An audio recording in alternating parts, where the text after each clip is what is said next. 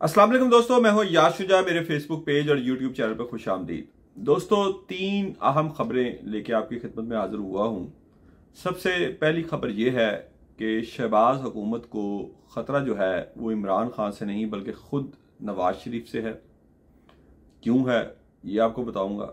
दूसरी बड़ी खबर कि मुल्क की तारीख का सबसे बेख्तियार वज़ीर-ए-आज़म कौन।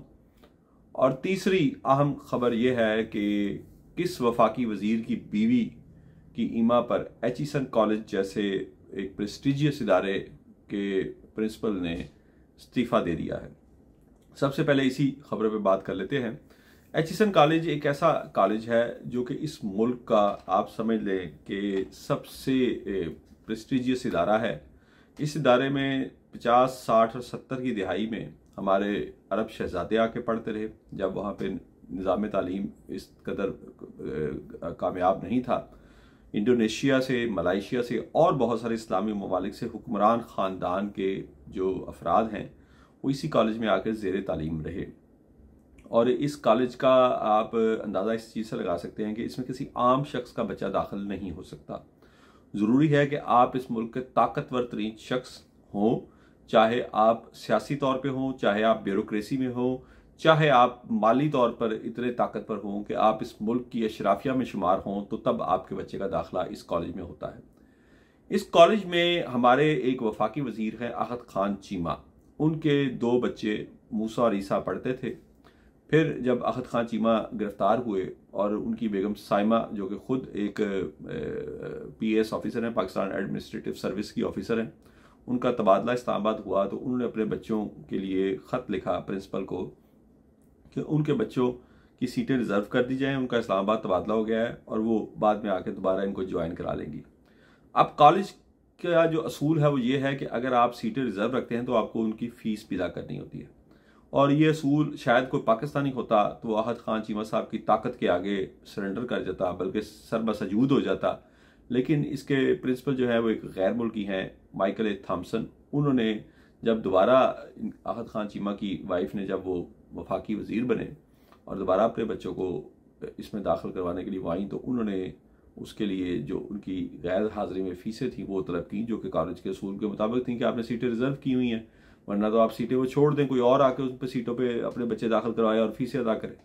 जिस पर उन्होंने उनके खिलाफ गवर्नर पंजाब को बाकायदा तहरीरी शिकायत की, जिस पर गवर्नर पंजाब ने, और ये आप स्क्रीन पे देख भी रहे होंगे डॉक्यूमेंट्स, उनको तलब किया पूरे रिकॉर्ड के साथ। उन्होंने इसको अपनी तौहीन समझा, वो नहीं गए, जिसके बाद उनके खिलाफ कार्रवाई शुरू कर दी गई और गवर्नर पंजाब ने बाकायदा बलीगुर रहमान ने एक ऑर्डर जारी किया जिसमें उनकी फ़ीसों की, दोनों बच्चों की फ़ीसों की माफ़ी का ये ऑर्डर था। और इन बच्चों को जो नाम काटे गए थे उनको दोबारा एडमिशन देने का ऑर्डर था, जिस पर उन्होंने इसको अपनी तौहीन समझते हुए उन्होंने ये कहकर रिज़ाइन कर दिया और आइंदा दाखिलों में जो अप्रैल से दाखिले हो रहे हैं उसमें बैठने से इनकार कर दिया कि जिस मुल्क में तालीमी इदारों में इस कदर सियासी मुदाखलत हो वो तालीमी इदारे नहीं चल सकते। तो इस तरह अहद खान चीमा साहब की बेगम की ख्वाहिश पर इस मुल्क के सबसे बड़े और सबसे वेल रिप्यूटेड तालीमी इदारे के गैर मुल्की प्रिंसिपल ने रिज़ाइन कर दिया है। ये हमारे लिए एक और बड़े फ़ख्र की बात है। मैंने कहा आप लोगों के साथ शेयर कर दूँ। दूसरी बड़ी खबर यह है कि शहबाज हुकूमत को सबसे ज़्यादा ख़तरा जो है वो ख़ुद नवाज शरीफ से है। आप कहेंगे ये कैसे हो सकता है, उन दोनों भाइयों में तो बहुत सलूक है। बिल्कुल सलूक है, लेकिन इस वक्त जो नवाज शरीफ का ग्रुप है वो कोशिश कर रहा है कि किसी तरीके से हुकूमत को गिराया जाए। और उनके बयानात अगर आप देख लें, जैसे कि जावेद लतीफ़ बयान दे रहे हैं, राना सनाउल्लाह बयान दे रहे हैं, वो बयानात ऐसे हैं कि वो खुद इस हुकूमत की बुनियादों में बारूदी सुरंगों का काम कर रहे हैं। जावेद लतीफ़ एक नहीं दर्जनों प्रोग्राम्स में बैठ कर ये कह चुके हैं कि उनको हरवाया गया, और जब उन्होंने दोबारा गिनती के लिए रब्ता किया तो बार बार उनको धमकी दी जाती है, ब्लैकमेल किया जाता है कि नवाज शरीफ का हल्का NA 130 की भी दोबारा गिनती ना करवा लें। इस तरह की बातों से उन लोगों ने, उन ताकतवर लोगों जिन्होंने 8 फरवरी को नून लीग को ये इलेक्शन जितवाया, ये उनको नाराज़ करने की कोशिश कर रहे हैं। दूसरी जानिब राना सनाउल्लाह बड़े ही सख्त किस्म के बयानात दे रहे हैं इमरान खान के खिलाफ कि या वो नहीं रहेगा या हम नहीं रहेंगे। इस तरह के बार बार बयानात देने से आप खुद अंदाज़ा लगा सकते हैं कि वो वफाकी हुकूमत के लिए कितनी मुश्किलात पैदा कर रहे हैं। असल बात यह है कि राना सनाउल्लाह को गुस्सा ये है कि वो समझते हैं कि जिस तरह बाकी लोगों को जितवाया जा सकता था उनको भी जितवाया जा सकता था, लेकिन चूंकि मोहसिन नकवी को वफाकी वज़ीर दाखिला लाना था इसलिए उनको नहीं जितवाया गया। उनको ये भी गुस्सा है, और उनको गुस्सा ये भी है कि पहली बार उन्हें ज़िंदगी में इस्टेब्लिशमेंट के वो बिल्कुल फरमाबरदार बच्चे बन के चले थे जब वो वफाकी वज़ीर दाखिला बने थे पीडीएम सरकार की हुकूमत में। पहले जो पीडीएम पार्ट 1 हुकूमत थी, इमरान खान को जो वोट ऑफ नो कॉन्फिडेंस करके तो उसके बाद वजूद में आई, और उसके बावजूद उनको इस्टेब्लिशमेंट ने कबूल नहीं किया। तो ये सारी यानी कि उनके बयानात उस गुस्से का इजहार हैं, और ये शहबाज हुकूमत के लिए मुसीबत का बायस बनते जा रहे हैं। और मेरे ज़राए के मुताबिक नवाज शरीफ भी ये सूरत हाल ज़्यादा देर तक बर्दाश्त नहीं कर सकते। वो सिर्फ अपनी बेटी की मोहब्बत में ये सारी सूरत हाल बर्दाश्त कर रहे हैं कि ये जो कुछ भी हो रहा है, जिस तरह उनको हटाया गया मंजर से, उनके साथ जो सलूक किया गया, चौथी बार का वज़ीर आज़म बाकायदा इश्तिहारात छपवा कर, तो फिर जो उनके साथ सलूक किया गया, देखना चाहिए कि नवाज शरीफ भी खुद ये कब तक बर्दाश्त करते हैं। आखिरी खबर ये थी कि तारीख का सबसे बेख्तियार वज़ीर आज़म, बिल्कुल आप फौरन समझ गए होंगे कि मैं शहबाज शरीफ साहब की बात कर रहा हूँ।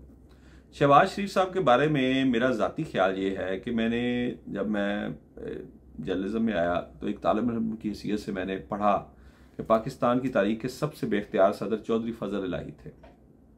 फजल इलाही चौधरी जो थे वो पाकिस्तान की तारीख के सबसे बेख्तियार वज़ीर आज़म थे, क्योंकि जुल्फ़िकार अली भुट्टो जैसा ताकतवर सियासी वज़ीर आज़म उस वक्त मौजूद था जो अपनी सियासी मकबूलियत की इंतहा पे था, और उनका काम सिर्फ ऐवान सदर में अपने दोस्तों को चाय पानी पिलाना होता था, उसके अलावा उनको कोई नहीं पूछता था।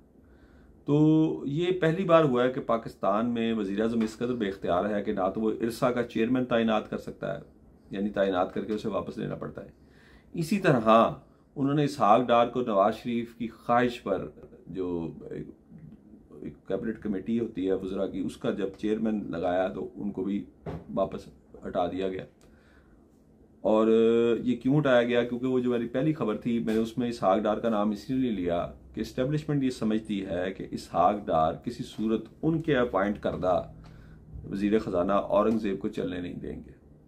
उनको इसहाक डार के ट्रैक रिकॉर्ड का पता है, उनको ये भी पता है कि जो 16 माह की पीडीएम की हुकूमत थी उसमें इसहाक डार की बदतरीन माशी पॉलिसियों की वजह से जो उनका बयानिया था इमरान खान के खिलाफ कि मुल्क उसमें डिफ़ॉल्ट करने लगा था, वो बयानिया गलत साबित हो गया।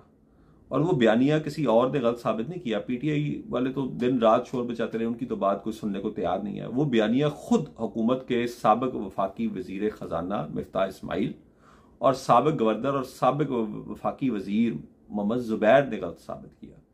उन लोगों ने इसहाक डार के खिलाफ जो चार्जशीट की और जो मईशत का हाल उन्होंने उन 16 माह की हुकूमत के दौरान किया, उसके बाद इस्टेब्लिशमेंट किसी सूरत मियाँ साहब की बार बार यानी कि दरखास्तों के बावजूद भी उनको वफाकी वज़ीर ख़जाना लगाने को तैयार नहीं थी।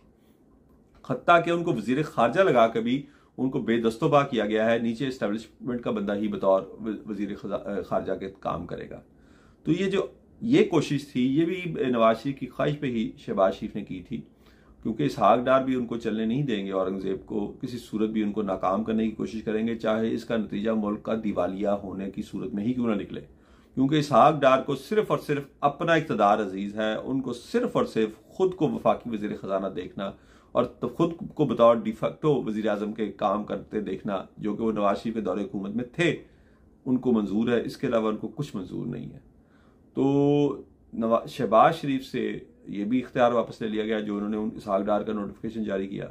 सो मच सो कि वफाकी वज़ीर दाखिला मोहसिन नकवी भी शहबाज शरीफ की बात मानने को तैयार नहीं है। वो वफाकी जो सेक्रेटरी दाखिला जो है उसकी नशिस्त पर वो आईजी पंजाब डॉक्टर उस्मान अनवर की तैनाती चाहते हैं, जबकि शहबाज शरीफ किसी और की तैनाती चाहते हैं। इस मामले पर भी उन्होंने इस्टेब्लिशमेंट से रजू कर लिया है कि अगर मुझसे आपने नताइज देने हैं तो सेक्रेटरी दाखिला मेरी मर्जी का होगा, मैं प्राइम मिनिस्टर की मर्जी का सेक्रेटरी दाखिला बर्दाश्त नहीं करूंगा। यानी आप इरसा के चेयरमैन से देखें कि जो सफ़र शुरू हुआ, उनकी तैनाती का नोटिफिकेशन जिस तरह वापस करवाया गया ताकतवरों ने शहबाज शरीफ से, उसके बाद इसहाक डार का नोटिफिकेशन जिस तरह वापस कराया गया, और अब जैसे मैंने आपको बताया कि सेक्रेटरी दाखिला वो अपनी मर्जी का लगाना चाह रहे हैं लेकिन उनको लगाने की इजाज़त नहीं मिल रही। इससे आप अंदाज़ा लगाएं कि शहबाज शरीफ इस मुल्क की तारीख के सबसे बेख्तियार वज़ीर आज़म होंगे और नवाज शरीफ इसको ज़्यादा देर तक बर्दाश्त नहीं कर सकेंगे। मैंने आपको पहले भी कहा कि ये मरीम की मोहब्बत है कि वो इसको बर्दाश्त कर रहे हैं, वरना इस बेख्तियार हुकूमत को लेने के लिए नवाज शरीफ बिल्कुल तैयार नहीं थे। अगर मरीम नवाज पंजाब की वज़ीर आला ना बनती होती इस तमाम सियासी तनाज़ुर में, तो इस वजह से अब तक नवाज शरीफ इसको बर्दाश्त कर रहे हैं।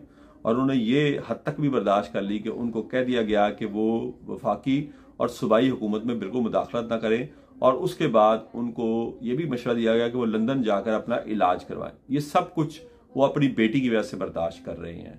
तो इससे आप अंदाजा लगा सकते हैं कि शहबाज शरीफ किस कदर बेख्तियार वज़ीर आज़म है। मजीद खबरें भी आपकी खिदमत में पेश करता रहूंगा। अपने दोस्तों और रिश्तेदारों का ख्याल रखिएगा। अल्लाह हाफिज़।